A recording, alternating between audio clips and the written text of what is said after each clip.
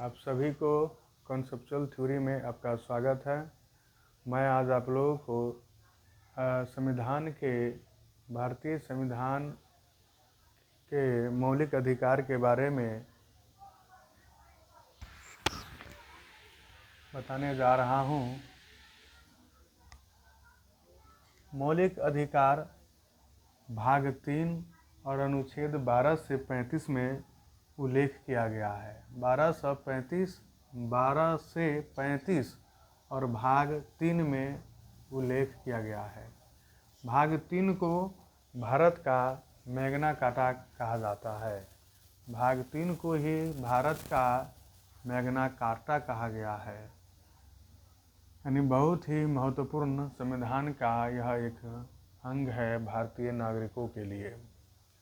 इसमें हम देखते हैं एक एक अनुच्छेद, जैसे अनुच्छेद 12 मूल अधिकार राज्य के विरुद्ध संरक्षण है। यानी भारतीय नागरिकों पर राज करने यानी शासन करने के विरुद्ध में यह एक संरक्षण है। ऐसा 12 में वर्णित है। अनुच्छेद 13 में मूल अधिकारों का प्रहरी कहा गया है। यानी अनुच्छेद 13 में ये उल्लेखनीय है कि भारतीय संविधान में कोई ऐसा कानून या संशोधन नहीं किया जाएगा जो भारतीय संविधान के अधिकारों का प्रभाव कम या समाप्त करता हो। ऐसी दशा में सर्वोच्च न्यायालय इसे पुनर्विलोकन कर खारिज कर सकते हैं। इसीलिए अनुच्छेद 13 को मूल अधिकारों का प्रहरी कहा गया है, चूँकि यह बातें अनुच्छेद 13 में उल्लेखनीय हैं। फिर अनुच्छेद 14 से 18 तक को कहा जाता है समता के अधिकार। यानी भारत के प्रत्येक नागरिक को एक समान अधिकार मिला हुआ है। जैसे अनुच्छेद 14 में कानून के समक्ष समता के अधिकार है। कानून के समक्ष समता के अधिकार है। लेकिन अनुच्छेद 14 भारत के राष्ट्रपति, राज्यपाल और न्यायालय के जजों पर यह लागू नहीं होते हैं, अर्थात उसे एक विशेष नागरिक के रूप में दर्जा प्राप्त है। अनुच्छेद 14 में कानून के समक्ष सभी नागरिक एक समान हैं, लेकिन अनुच्छेद 361 में ये वर्णित है कि भारत के राष्ट्रपति, राज्यपाल और न्यायालय के मुख्य न्यायाधीश या न्यायाधीश जज उसे एक विशेष नागरिक के रूप में उपलब्धि है। अनुच्छेद 15 में है कि किसी नागरिक के प्रति किसी धर्म, नस्ल, जाति या जन्म स्थान या किसी तरह के लिंग के आधार पर भेदभाव न करना। यानी भेदभाव इस दृष्टिकोण के आधार पर नहीं किया जा सकता है, ऐसा अनुच्छेद 15 में है। अनुच्छेद 16 में है अफसर की समता। यानी लोक नियोजन में, नौकरी में बहाली या किसी तरह के अपॉर्चुनिटी में सभी नागरिकों के लिए इक्वलिटी है, समान है, एक समान है। लेकिन अनुच्छेद 15 और 15 में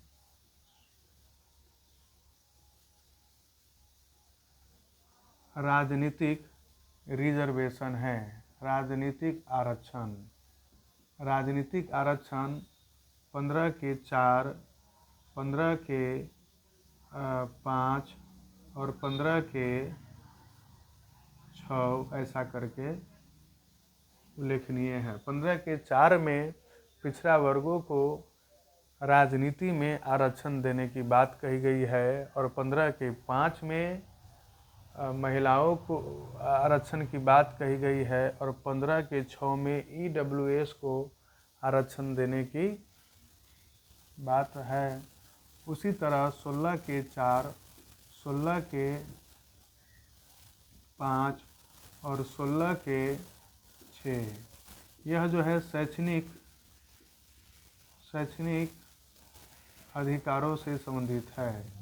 शैक्षणिक का तात्पर्य है 16 के 4 में पिछड़ा वर्गों को आरक्षण की बात कही गई है, 16 के 5 में महिलाओं के आरक्षण की बात कही गई है और 16 के 6 में EWS के आरक्षण की बात कही गई है। अब देखते हैं अनुच्छेद 19 1 से लेकर 7 तरह के स्वतंत्रता दी गई थी, अर्थात अनुच्छेद 19 से 22 तक को स्वतंत्रता का अधिकार कहा गया है। अनुच्छेद 19 देखते हैं। अनुच्छेद 19 के क में वाक, अभिव्यक्ति और ध्वज फहराने यानी झंडा फहराने और प्रेस की स्वतंत्रता मिली हुई है। 19 के ख में शांतिपूर्वक और बिना हथियार के सम्मेलन और बैठक करने की स्वतंत्रता है। 19 के ग में संगम, संघ, संगठन बनाने की स्वतंत्रता मिली हुई है और 19 के घ में स्वतंत्रता पूर्वक घूमने फिरने, स्वतंत्रता पूर्वक भ्रमण करने की स्वतंत्रता मिली हुई है। 19 के 9 में भारत के किसी क्षेत्र में बसने का हमें स्वतंत्रता है और 19 के 6 में रोजगार, व्यापार या कारोबार करने की स्वतंत्रता है। इसे आप ऐसे भी याद कर सकते हैं कि हमें बोलने की स्वतंत्रता है, यानी हम जब बोलेंगे तो इससे लोग प्रभावित होंगे तो हम सम्मेलन या बैठक कर सकते हैं। तो सम्मेलन करने की, जब सम्मेलन से लोग प्रभावित हो जाएंगे यानी सम्मेलन में लोग जुड़ने लगेंगे तो संगठन बनाने का, तो ये 19 के ग में संगठन बनाने का स्वतंत्रता है। और जब संगठन बन जाएगा तो इस संगठन को एक जगह से दूसरी जगह ले जाने की हमें स्वतंत्रता होनी चाहिए। इसीलिए 19 के अगला अर्थात घ में स्वतंत्रता पूर्वक भ्रमण करने का अधिकार मिला हुआ है। और 19 के 9 में भारत के किसी क्षेत्र में, इसको ऐसे याद रखिए, भ्रमण करेंगे तो वहाँ दूसरे क्षेत्रों में बसने का भी स्वतंत्रता मिली हुई है। और 19 के 4 में संपत्ति का मौलिक अधिकार मिला हुआ था, जो अनुच्छेद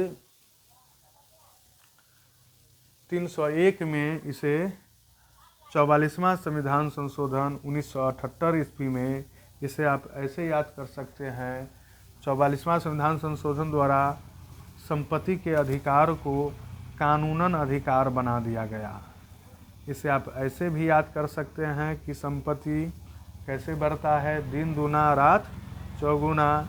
इस प्रकार आप याद कर सकते हैं कि 44वां संविधान संशोधन द्वारा 1978 ईस्वी में संपत्ति के अधिकार अर्थात 19 के 4 को अनुच्छेद 300 क में रखा गया है, जो अब कानूनन अधिकार है, गैर कानूनन है।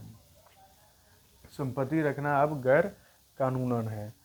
और 6 में है रोजगार, व्यापार या कारोबार। तो इस तरह आप इसे याद रख सकते हैं। अनुच्छेद 20 में अपराध सिद्ध से संबंधित ये 4-5 बातें, उसमें हमें स्वतंत्रता मिलती है।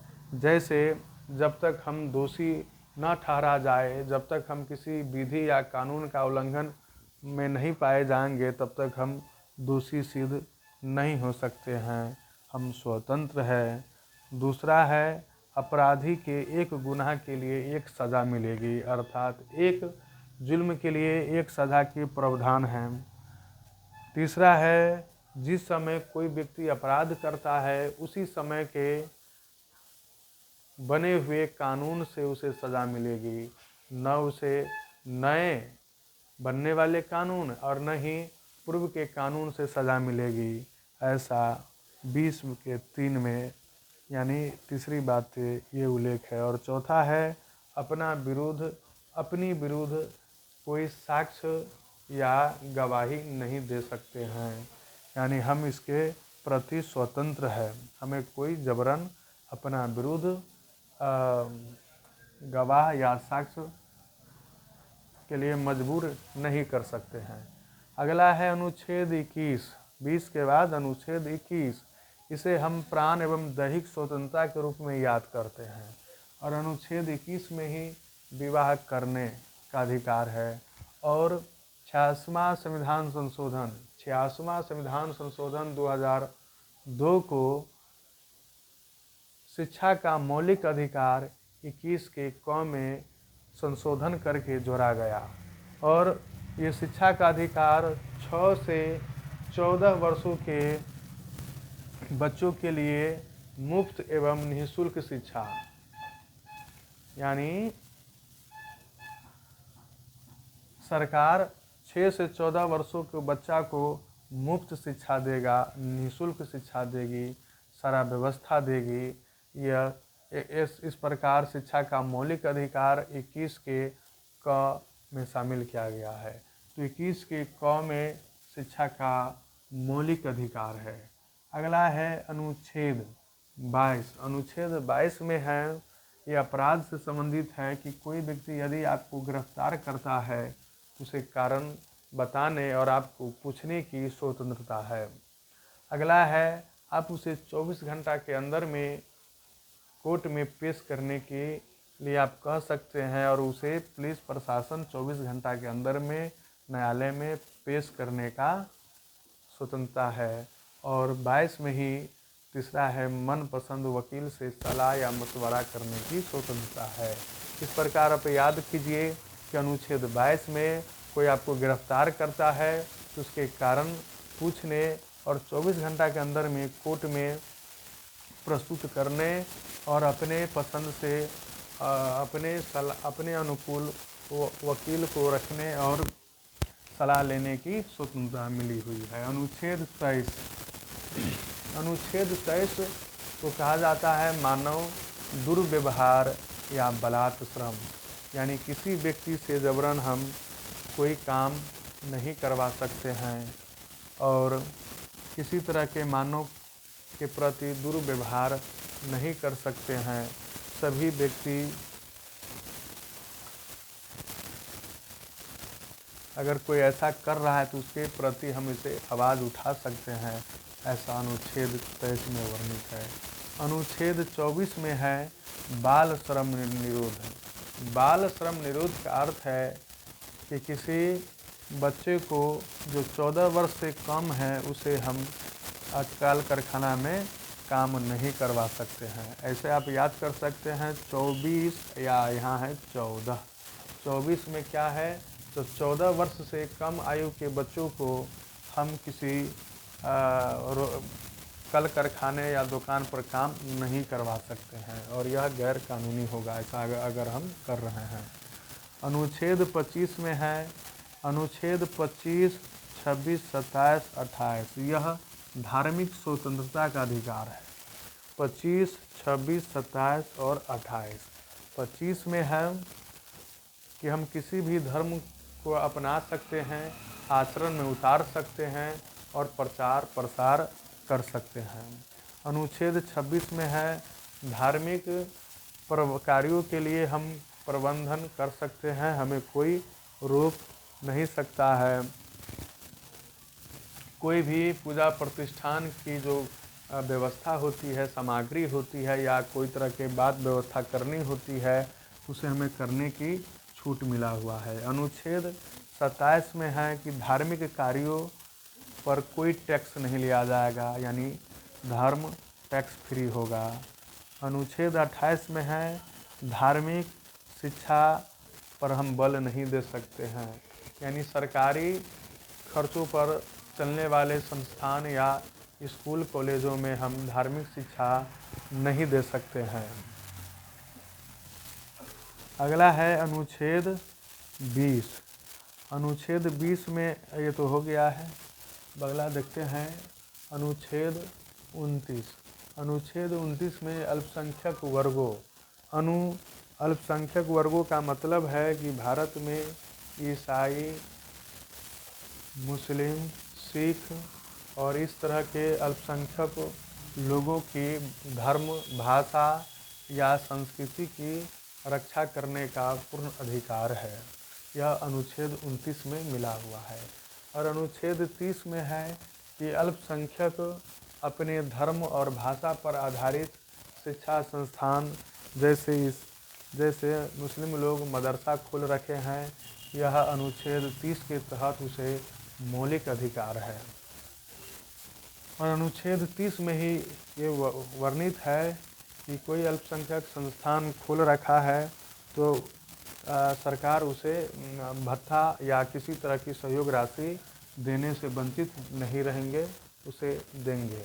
अगला है अनुच्छेद 32। अनुच्छेद 32 को डॉक्टर भीमराव अम्बेडकर इन्हें भारत की आत्मा कहा है। यानी ये पूछा जाए कि भारत की आत्मा किसे कहा गया है, तो अनुच्छेद 32 को कहा गया है। और ये अनुच्छेद 32 इसलिए बनाया गया है कि कोई व्यक्ति मौलिक अधिकार को समाप्त या खंडन नहीं कर सकते हैं। अगला है अनुच्छेद 32 में सुप्रीम कोर्ट इसके विरुद्ध वह रीट जारी कर सकता है। 5 तरह के रीट होता है और इसे 5 तरह के रीट जारी करके इस सभी मौलिक अधिकार को सुरक्षा या बचाने का काम करता है। और हाई कोर्ट यानी उच्च न्यायालय अनुच्छेद 226 और सुप्रीम कोर्ट अनुच्छेद 32 के तहत वो रीट जारी कर सकते हैं और इसे हम रीट जारी करवा सकते हैं। रीट होता क्या है, तो 5 तरह का रीट माने कानून या आदेश है। उसमें से क्रमशः है पहला, जिसे हम बंदी प्रत्यक्षीकरण यानी हैबियस कॉर्पस कहते हैं।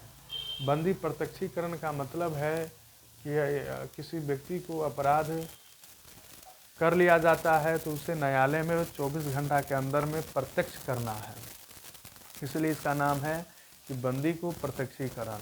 यानी इसे हम तब रीट जारी करवा सकते हैं जब किसी व्यक्ति को या अपने व्यक्ति को पुलिस गिरफ्तार करके थाना में रखा हुआ है और उसे 24 घंटा से अधिक समय तक थाना पर रखकर उसे पीटा या मारा जाता है, तब उसे उस दशा में हम सुप्रीम कोर्ट अनुच्छेद 32 और हाई कोर्ट अनुच्छेद 226 के अनुसार रीट जारी करवा सकते हैं। तो उसे आदेश मिलेगा कि उस व्यक्ति को 24 घंटा के अंदर में उसे कोर्ट में प्रस्तुत कीजिए। अनुच्छेद अगला रीट जारी कर सकता है परमादेश।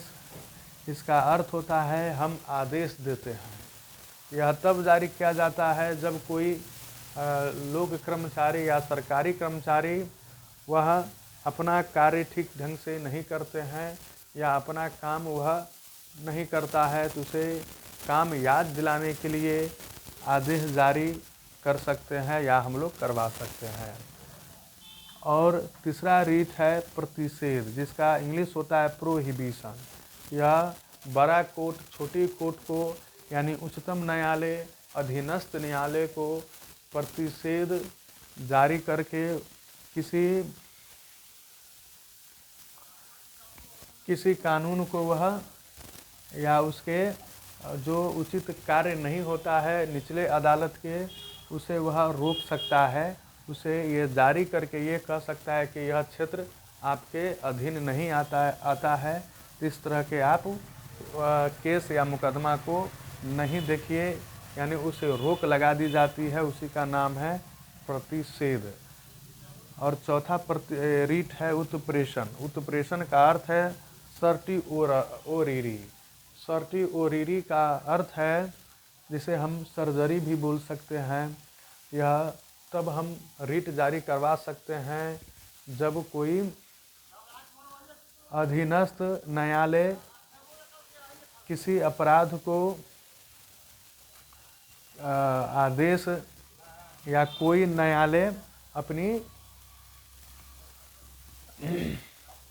अपना निर्णय सुना दिया रहता है या उसे सज़ा दे दी जाती है, तब उच्चतम न्यायालय उस अधीनस्थ न्यायालय को यह उत्प्रेषण नामक रिट जारी करता है और उसे समाप्त कर देता है। जब उसे लगता है कि यह गलत फैसला या अपने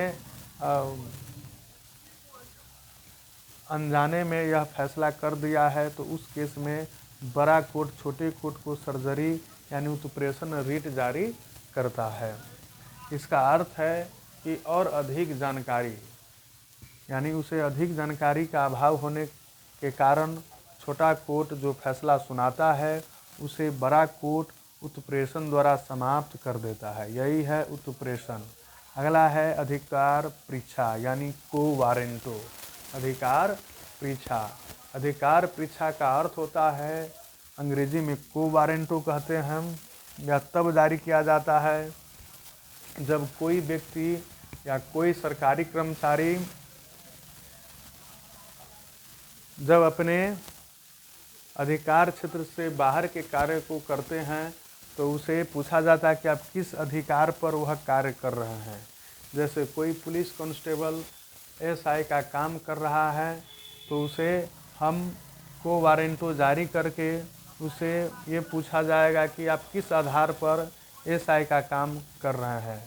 सही या उचित कारण न बताने पर, जब तक न बताया जाएगा तब तक वह अपने कार्य से बहिष्कृत और बर्खास्त रहता है। तो आज रहा यह मौलिक अधिकार। इसी तरह के वीडियो देखने के लिए आप हमसे जुड़ें और इस चैनल को सब्सक्राइब करें। धन्यवाद।